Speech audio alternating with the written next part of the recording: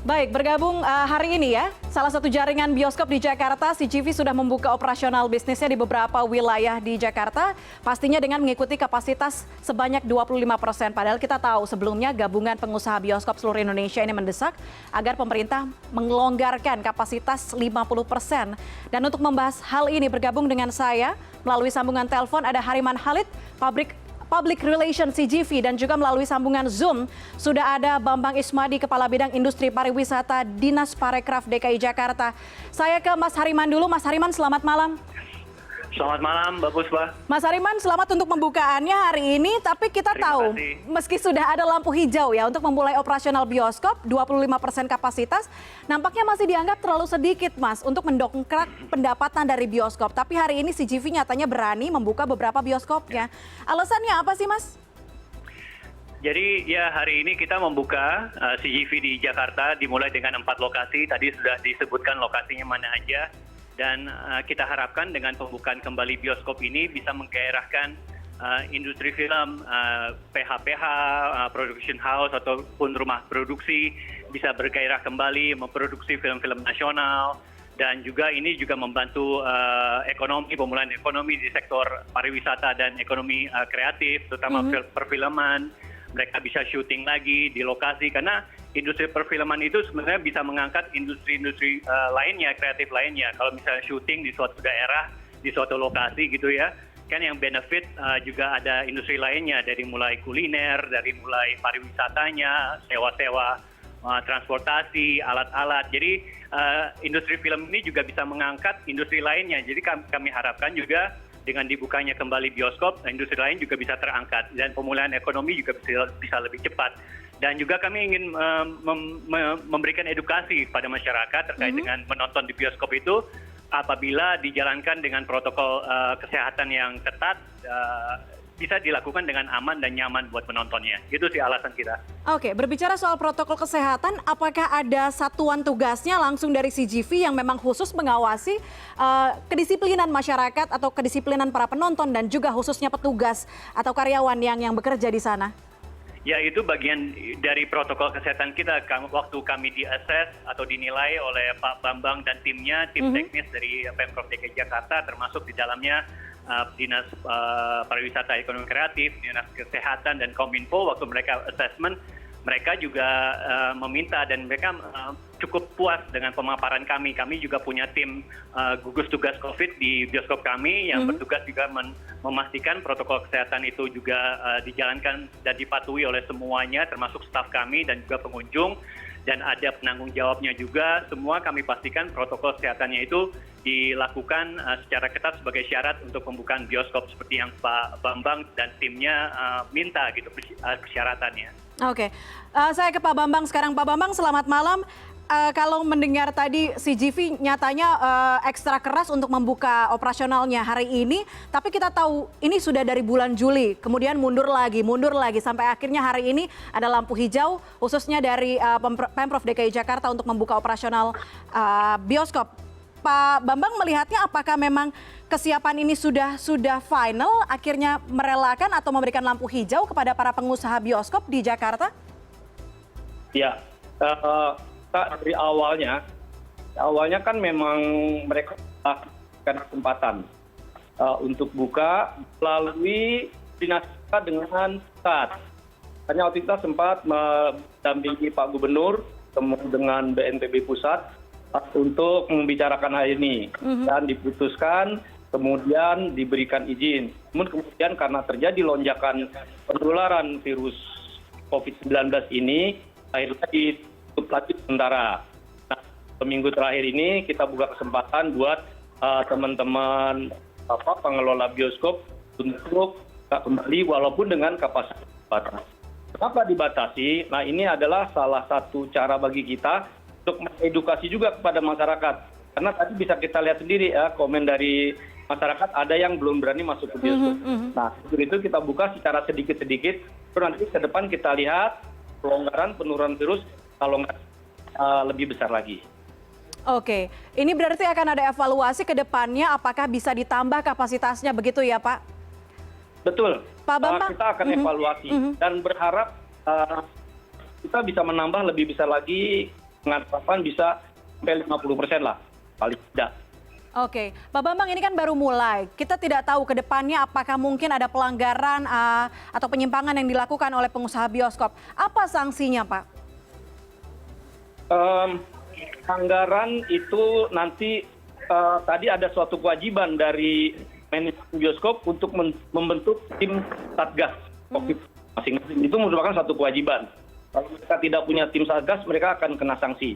Apabila terjadi pelanggaran, kita dapat laporan atau pas kita ke lapangan memang menemukan pelanggaran, maka sesuai dengan 101 yang Pergub 9, kita akan kenakan sanksi dari mulai penutupan sementara hingga denda sampai Rp50 juta. Oke, ini kan 25%, Pak. Artinya sedikit sekali. Sementara biaya operasional juga harus tetap seperti biasa, bahkan ditambah dengan ada pengadaan APD, kemudian hand sanitizer dan segala macamnya. Artinya ada beban biaya yang juga harus ditambah. Apakah ada bantuan, Pak, dari Dinas Parekraf DKI Jakarta kepada perusahaan-perusahaan bioskop yang kembali buka? Dari bantuan tidak ada, Mbak.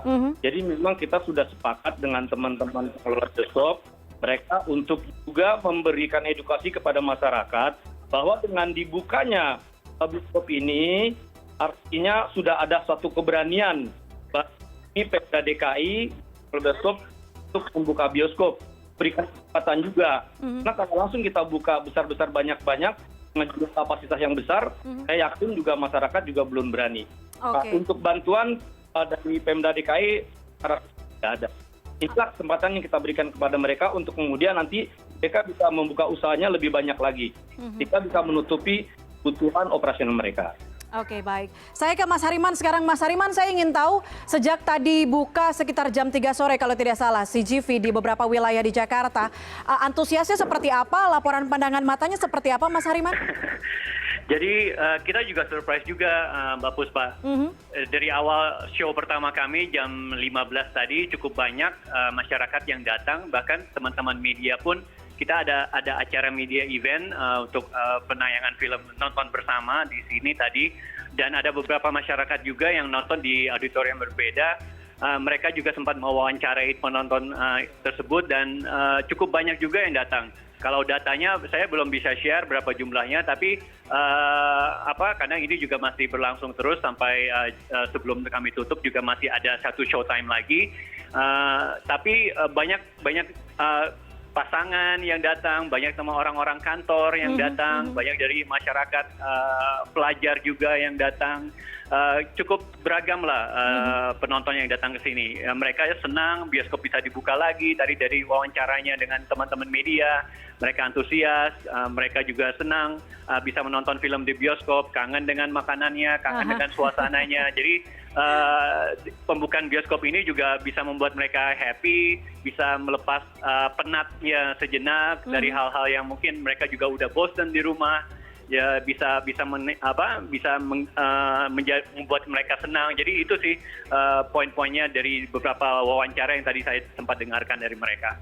Oke, walaupun ada yang masih ngeri, rasanya experience penonton bioskop nggak tergantikan gitu ya, masih pengen tetap ke bioskop. Mbak Puspa, terkait dengan ada beberapa mungkin yang bioskop, protokol kesehatan memang itu menjadi tanggung jawab dari pengelola bioskop, tapi juga kami harapkan peran dari masyarakat juga, Mbak Puspa, terkait dengan protokol kesehatan yang tolong dipatuhi, tolong masker tolong dipakai setiap saat, bahkan saat pertunjukan show pun wajib pakai masker. Akan ada staf kami yang memeriksa secara random, secara berkala juga untuk protokol kesehatannya harus dilaksanakan secara ketat, dan makan dan minum memang saat ini diperbolehkan di dalam, hanya di area restoran kami, belum bisa dibawa ke dalam auditorium.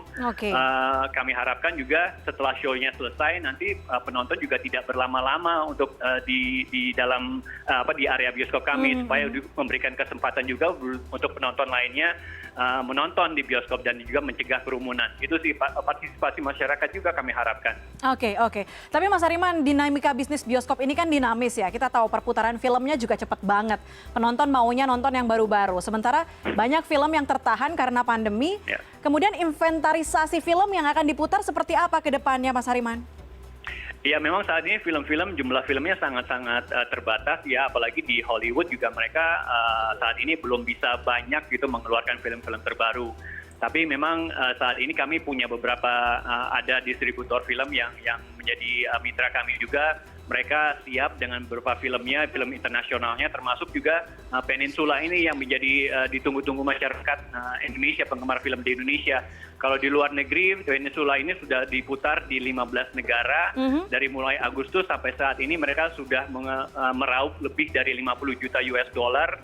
Itu termasuk film box office. Itu juga yang akan menjadi andalan kami karena di CGV hanya satu-satunya bioskop yang memutarkan film itu. Sementara juga ada beberapa film lainnya termasuk juga film nasional yang sempat tertunda penayangannya, misalnya harus tayang pada bulan Maret, April, Mei, tapi karena pandemi ini mereka belum sempat tayang, kami juga udah siapkan film-filmnya tersebut.